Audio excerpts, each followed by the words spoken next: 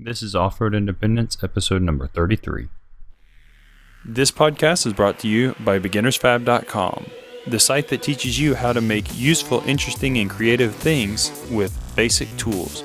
Think you don't have the fabrication tools necessary to make what you need? Think again. beginnersfab.com. Hey everybody, this is Eric with Off-Road Independence, and today I want to bring to you a new site. It's called banhammer4x4.com, and this site really looks like it's going to be something cool for the off-road community. What is it? Well, it's a bunch of stuff, but the part that I really like is the product reviews here. Why so? Because if you go down here and you look in here, you see a basic description of it. You get a rating at the top left that talks about the value and the function of it. And then down you see it has strengths, weaknesses, and the overall idea of it. And if you go down here to where I'm at, you can click on those who have reviewed the product and you get to see their profile. You can actually see things such as their ride or their vehicle that they're using, all the specs of their vehicle, and you also get to see what it was built for and what they would do differently. That gives you a realistic review that can be very close to what you're looking for. That's really cool. To be able to do this though, go by banhammer4x4.com, go over here, it'll say log in for you, register there, and then you can set up your own profile and start helping this community grow.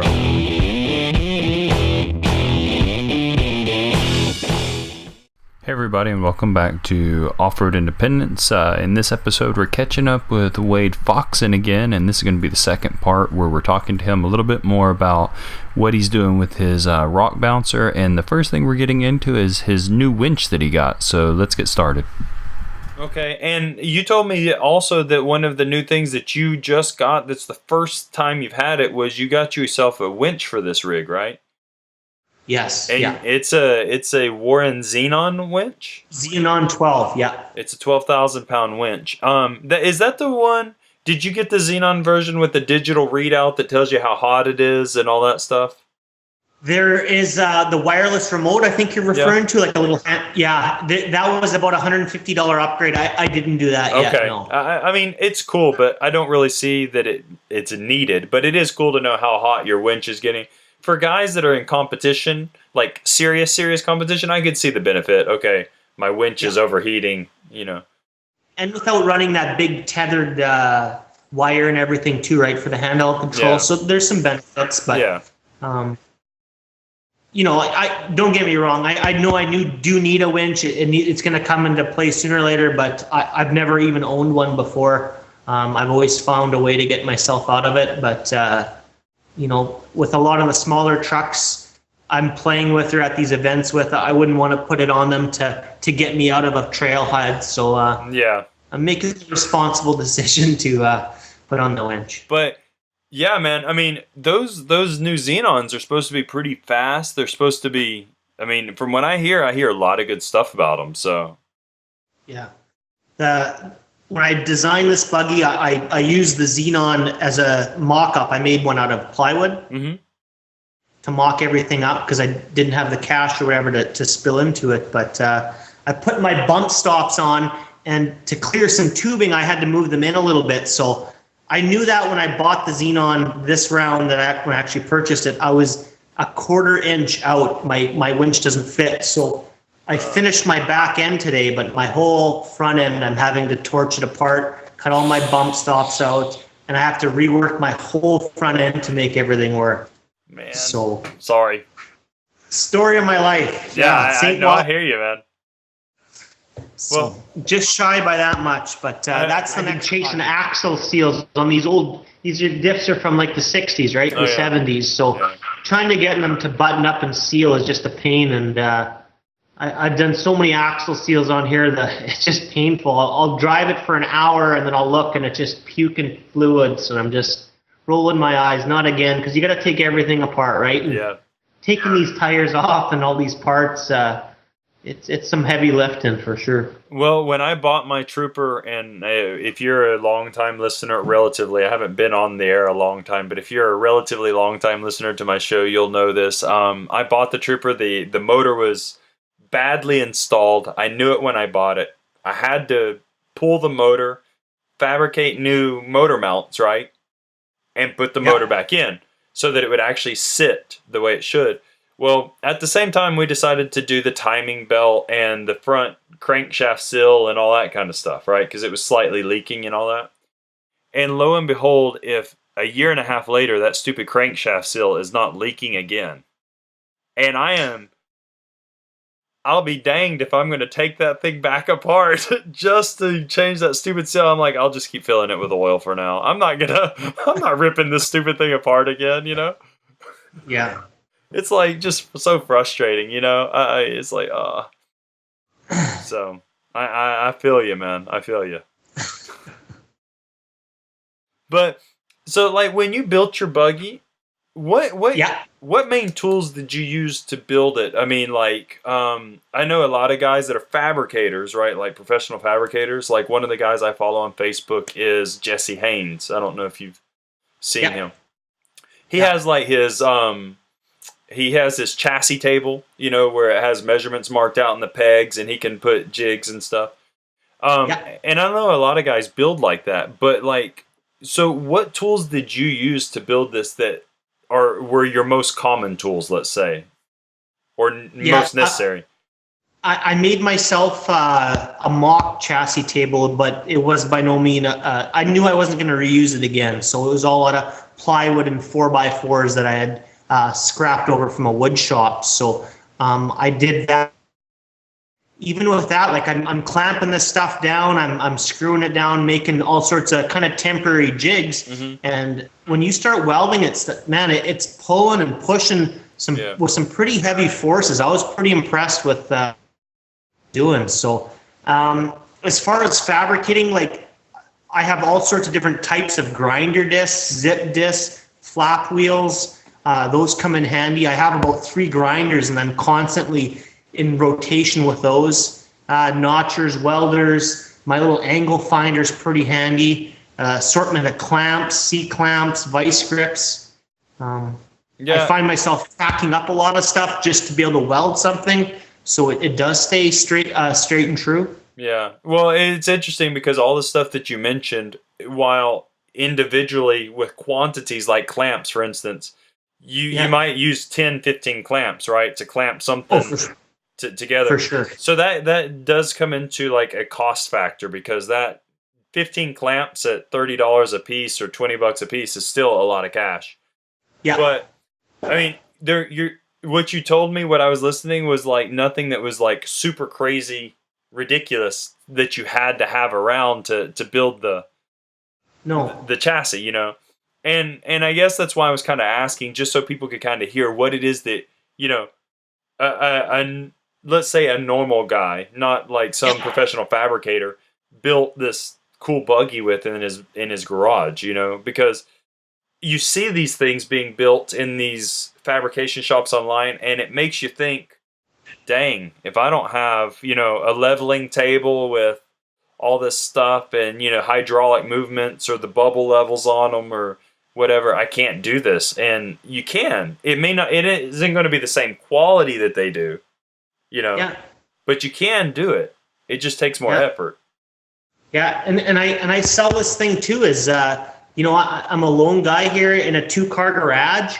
A lot of my friends that are in the area aren't really into this kind of stuff, so I primarily work by myself in here too. So if it is a long length or a transfer case or an engine, it's solely me in here hand bombing the stuff. So I've learned to kind of work on my own and be independent that way. But it can be done. Yeah, I'm sure you have been, and I know you're a teacher, but I always like to say, be careful with that too. Like, one of my next big purchases is a winch for the front of my trooper, but it's not just for the trooper. I'm going to use that winch for a bunch of different projects. Like, I've got to pull my axle out of the back of my Daihatsu again to do some final welding and stuff. And I'm going to use the winch on a, what are those called? Snatch block? Strap it to a tree, and I'm going to pull it out with a winch. I'm not digging that thing. And that's, I mean, even a small SUV or a small rig axle is heavy to be yanking out by yourself, you know? So yeah, be careful. And I suggest, you know, do you have a motor hoist? I'm assuming you have a motor crane, right? Or I got a little hydraulic cherry picker here, but I've made myself like a homemade gantry with a little chain hoist on it. So that's paid for itself.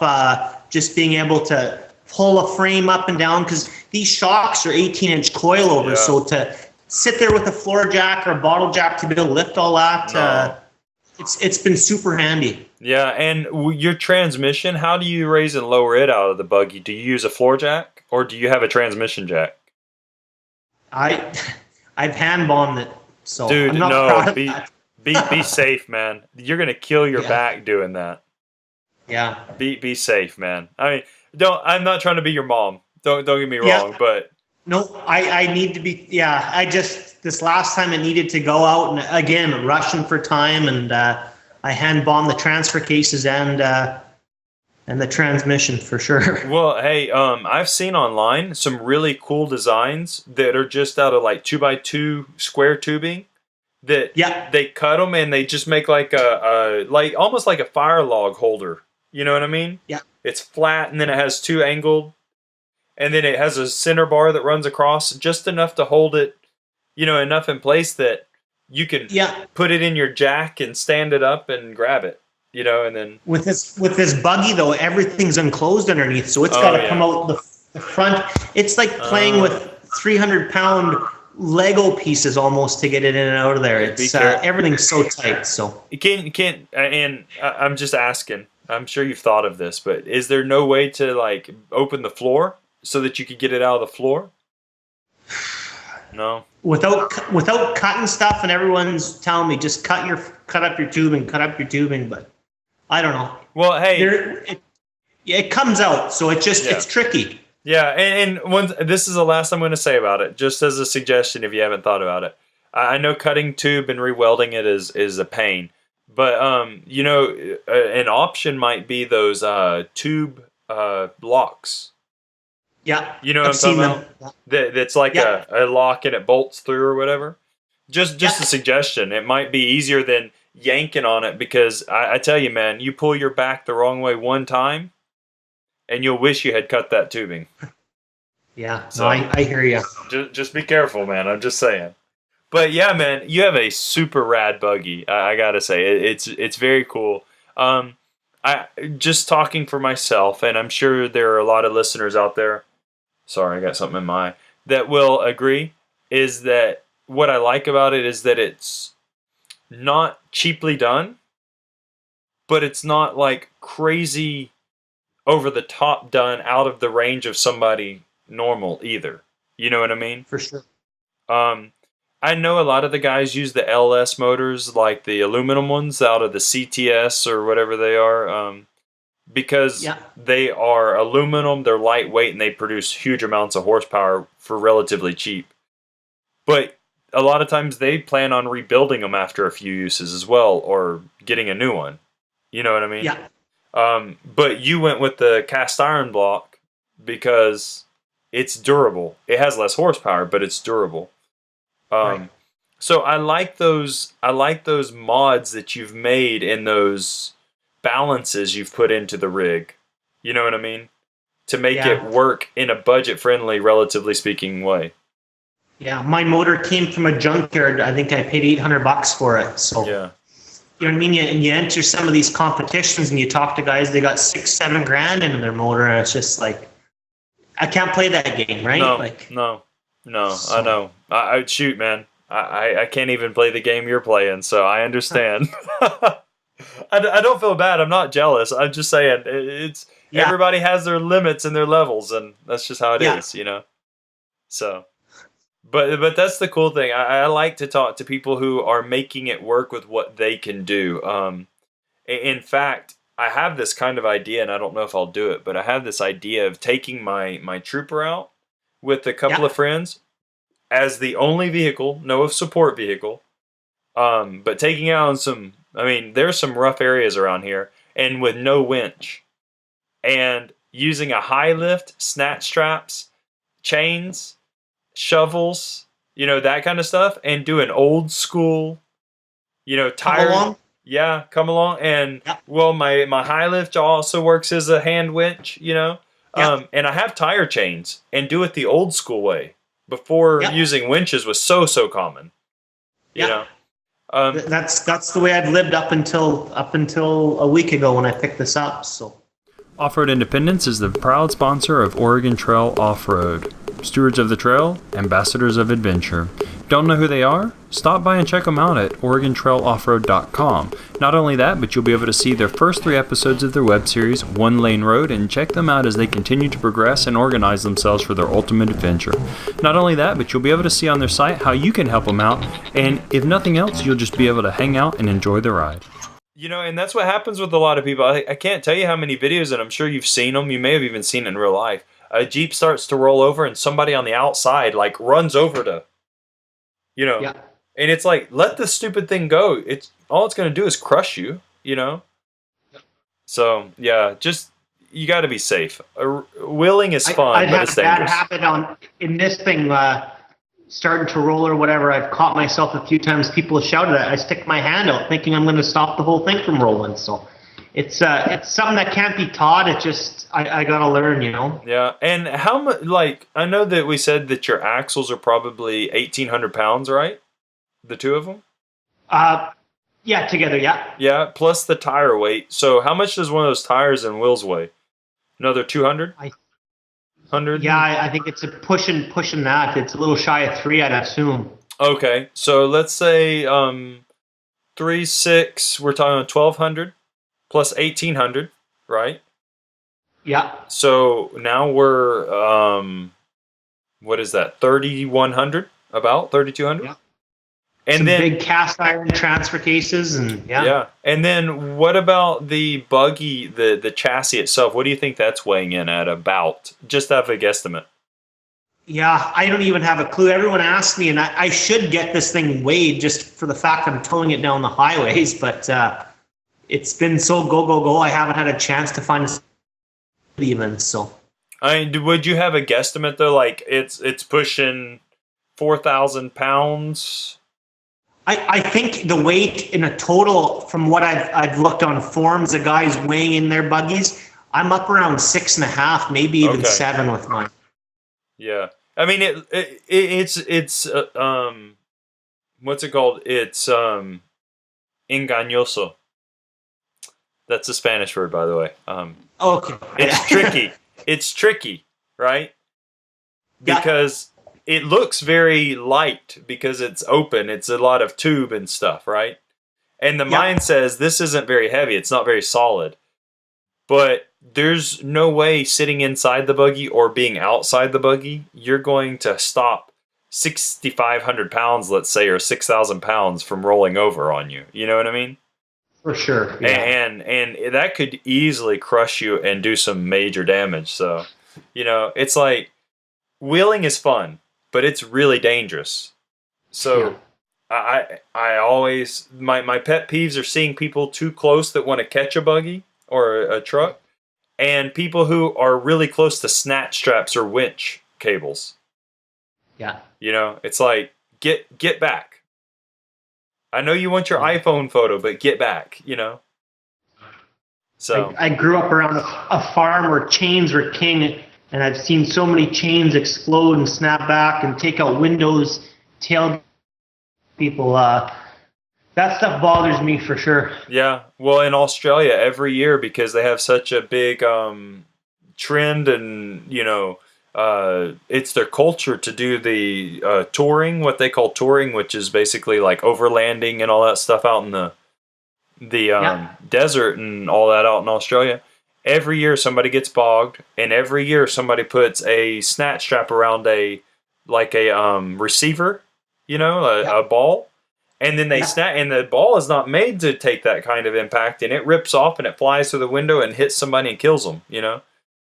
It's like every year somebody dies from it, and yet people keep doing it. It's like, don't do that, you know. Don't use frayed snatch straps.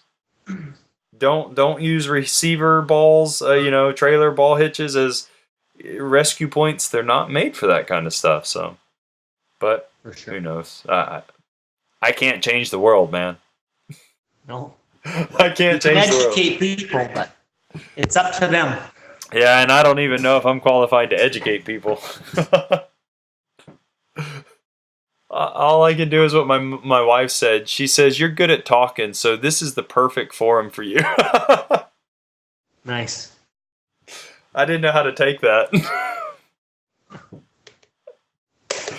So, you've been working around vehicles for a long time. I'm sure you've got some kind of interesting story about wheeling or about wrenching on vehicles. I shared one of mine. What do you have for us? Oh, I don't know. What do you want? A danger one? A fun one? Doesn't matter. Whatever comes to your mind. Yeah. A cool story was the first buggy I built. Took it on my honeymoon. I told you I pulled up down the aisle with it, and then after the wedding we took off and did a big circuit for about a month and a half of driving around the U.S., wheeling and camping and stuff. And one of the stops was Moab, and we actually took Chris Olson. Yeah. His Isuzu was down that night, so we told him just jump in the back. We had 2 extra seats. We got up to the top of Moab Rim that overlooks the whole city there. And one last little climb, and then we're going to turn around, go down, and I hit it. And then all of a sudden, boom, the buggy fell flat on its face. Oh. And couldn't get it to start. And so we kind of panicked, started hearing coyotes at night and stuff like that. And, different country, different landscape. I'm a flatlander from the prairies, so we all hiked down, and that was a good haul, like getting down there. And then the next day was my birthday. I turned 30. And I got up at 5:30 in the morning. I carried more water with me than I did tools just because I was so afraid of the heat, and we're not used to that there. And hiked all the way up there, and it was a burst line in the fuel pump in the in-tank setup. So I changed that, and I had fuel pressure, but I couldn't get it to fire. And so I code readers, everything. I couldn't figure it out, but I had spark. So hiked back down, and the next round we hiked back the Moab Rim over 100-degree heat with my wife this time, and we had a Corona beer bottle and a Windex bottle, and I dipped the beer bottle into my fuel cell, fill up the Windex bottle, and she sat cross-legged on the floor of my buggy because my intake goes into the cab. Yeah. And she squirted gas into the intake until her hand was so sore that she couldn't do it anymore, and then the vehicle would stall, right? Yeah. So we could run the buggy for 20 seconds at a time. And we did the whole Moab Rim backwards, like coming down off 3-foot ledges and turns and stuff. And when my buggy quits, I'm full hydraulic steering, right? So I can't steer the thing when it goes down. So, we got the heat, we got the buggy not running. We're both flatlanders here, so it was probably one of the most intense times. We thought we were going to die. We thought we were going to have heat stroke. But I'm sure it wasn't funny at the moment, but it is now. No. Yeah, it was adrenaline rush for sure. It was probably one of the craziest days either of us have ever experienced. That's crazy, man. Wow. I can't top that story. There's no way. We'd take little breaks and hide underneath the buggy with bottles of water just to get out of the heat. And then when we were both kind of calm and relaxed, we'd jump back in and squirting gas with the Windex bottle into the engine just to keep it running. That's a really good fix, though. I mean, Yeah. And there was no other way. We'd have to helicopter the thing out of there. So. And what was the end? What did the problem end up being? I spent some time with some guys on the forums in the company that designed the harness, and it was a relay that controls the O2 sensor and the injectors at the same time. So from now on, I carry extra relays. Yeah, well, I don't want to sound like a hater on new technology because I'm not. I mean, I like the new motors. They're really reliable and all that stuff. But I got to say, for my style of off-roading particularly, my favorite thing are the old diesels. Mm-hmm. And the reason is because I'm not looking for huge horsepower. I'm not looking for torque at high RPM. You know what I mean? That's not what I'm looking for. But I like the mechanical pumps, the fuel pumps. Yep. I like how there's very little electronics in it. So moisture and stuff, even if a relay goes out, the worst is you're going to lose heat. You're going to lose your tail lights. You're going to lose dash, but you're not going to lose your motor function. You know what I mean? For sure. Yeah. Your brakes could possibly have an issue because some of the old motors that were mechanical still had electronic brake system reliance, but that's manageable in my opinion. But your motor not cranking, that's hard. You know what I mean? And yeah, so I love it. People complain about my Trooper because it has a 4JB1T motor in it, which is a 2.8 liter top mount intercooled turbo diesel, and it produces like 97 horsepower. I mean, it's nothing, right? But I get the same amount of foot-pounds of torque out of that motor at 1,500 RPM or 2,000 RPM as the 3.2 V6 that came in the Troopers made at 3,800 RPM, right? Oh. And I get good gas mileage out of it. I get great gas mileage out of it, so that's why I use it. But the thing about it is that since it's in a mechanical fuel pump, it spurts, fuel. And so it sounds like it's out of tune. It goes rum, rum, rum. It doesn't stay even, and it's idle. Yeah. And people are like, you need to tune your motor. And I'm like, no, that's how it runs. It just spurts like that. But the thing is, I mean, it's almost unstoppable. It's just really, really, a good solid motor. And I don't worry about going through heavy rains or deep waters, other than my intake, of course. But, I mean, the motor's not going to stop on me. And that's what I like about those old motors. Yeah. All the new stuff has ECUs, and you have to make them work and keep them dry and that stuff. And they have their purpose, but it scares me when you're talking about like all kinds of different off-roading. You know what I mean? For sure.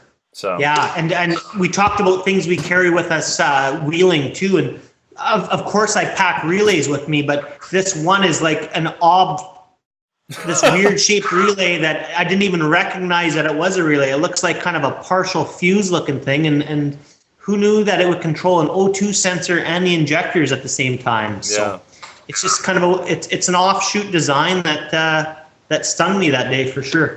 Yeah, and there will be things. I mean, there are a lot of stuff that I carry now that I carry because I learned through experience. It's like that's the best teacher, right? Experience. So you're like, man, I shouldn't have left that at home, and so you bring it next time. Like a simple thing, like one of the things I keep in my toolbox is a 10-inch piece of piping. Yeah. Right? Why? Because it fits right on the end of my breaker bar, and it gives me just the amount of length I need to leverage a lot of bolts that I couldn't get without it. But it's a 10-inch piece of piping, and I left it I didn't carry it with me a few times, and I realized, you know what I'm lacking? I'm lacking this piece of piping. I need to carry it, and now I carry it. It's everywhere. Yeah. People are like, why do you have a rusted out piece of piping in your toolbox? Because that thing saves me a lot of backache and being stuck, Yeah. So right on. We all have our little tools that we carry, I mean, you just gotta carry them because that's what your rig needs. So now I did want to ask you earlier, do you have a clip-in steering wheel, or is yours fixed mounted? Mine's a clip-in. Okay. Yeah, it's so tight in there. There's no other choice. Like you couldn't get in and out the vehicle without unclipping it. So okay. You know what I didn't ask you, and I was curious about. Are you running lockers on this? I am fully welded. You're fully welded. Okay. And so there are options. Like they come obviously open from stock. There's a variety of aftermarket stuff, spools, and ARB actually started making air lockers for these things, but it's strictly off-road, so I'm not worried about the selectability or the handling, so I need to make sure it's locked up and I have power to wheels at all times. So the economical solution for that was to weld everything up. So yeah, cool. Okay. And did you do the welding, or did you send it off to have the welding done? I did all the welding, and it was kind of cool. I used the whole pack of on the thing. It looks like a great, because the halves separate around the ring gear on this thing, like it's centered. So it looks like a great big ball of steel. Like it looks the size of a softball. It's all made out of metal. You can't even tell there was spider gears there anymore. Do you have photos of it? Yeah, I do. I would love to see that. I want to see photos of the bottom, the tube work you did on the bottom. Okay. And I want to see photos of your welded up diffs. Sure. I mean, I want to see a lot of. There's a bunch of photos I want to see. I'll dig around and see, but those I definitely want to see. Yeah. I'll put them up on the site with it. I don't think I posted that stuff, so I'll send it over to you. Okay, cool, man. Well, you know, we're gonna wrap up the show here, because we've been talking for a little while now. So okay. We'll wrap it up here, and you know, honestly, it's been fun to talk to you, Wade. I apologize that yesterday the recording session went kind of haywire and awry, but I kind of think it made for a better session today. We had more of an idea of what we were talking about, and it kind of, I think, flowed a little bit better. So thanks for buying out time out of your schedule. Yeah, no problem. Putting up with redundant questions. And I didn't mean to embarrass you at any moment or you know, anything like that. So if I put you on the spot, I apologize. Yeah, thanks. Absolute privilege to be recognized for, like I said, I consider myself a guy in a garage with a grinder. So it's cool to be picked up from a show in Chile and be appreciated for the stuff I do. Well, man, that is one really cool bug. Yeah, I look forward to seeing you wheel it more and seeing some videos of it running. And one thing we didn't mention today that we mentioned yesterday is that you're kind of getting your feet with you as far as driving it, because it's different, you know, rolling it and flipping it and things like that is something that I can only imagine would take time to get used to, you know.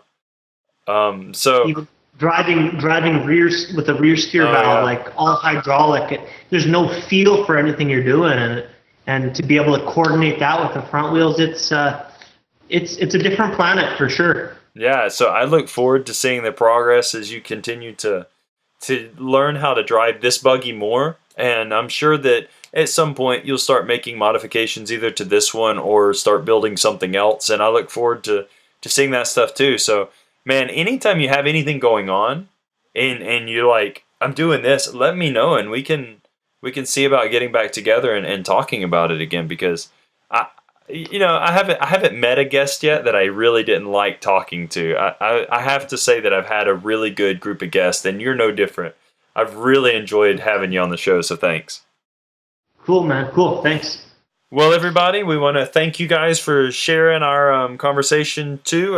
We hope you enjoyed it. Looking at the time that we've spent talking, this will probably be a couple of shows, so make sure you watch them both and you listen to them both. And please don't forget to stop by my sites. You can stop by and check me out at ericmcgrew.tv. I have videos, I have articles and that kind of stuff. You can also check out Off-Road Independence, where you see all of the listing of the Off-Road Independence podcast. And then, of course, as Wade had mentioned earlier, I have beginnersfab.com. I'm no expert in fabricating, but I try to share what I'm learning through my own errors and my own research and my own practice with others. So if you're getting into fabrication, do that. Wade's on there. He hangs out there a little bit with me. He tries to help out. I've seen him post a few times. So take that into consideration. And if you want to support the show, I would be greatly appreciative of that. You can do so through checking out my sites, of course, and also through making sure that you check out my Zazzle store. And through my Zazzle store, you can get hoodies, t-shirts, sweatshirts, stickers, anything like that. And all of that, the little bit that I make on it, goes to helping me keep these shows going. I'm not getting rich, I promise. This is... I am not getting rich on this stuff. I'm doing it because I enjoy it. So, once again, thanks everybody. Don't forget to check out Oregon Trail Off-Road. I'm sponsoring them because they're doing something cool as well. You can check them out at OregonTrailOffroad.com. All right, guys. Talk to you the next episode.